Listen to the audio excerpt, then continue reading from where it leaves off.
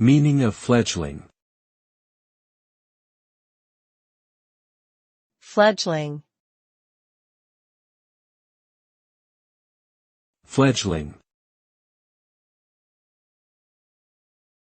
Fledgling. Fledgling.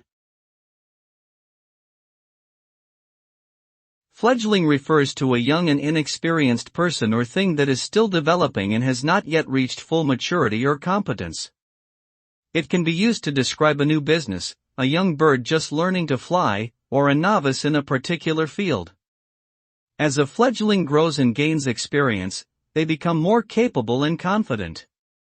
However, they are also vulnerable to mistakes and setbacks, and may require support and guidance from more experienced individuals or resources to reach their full potential.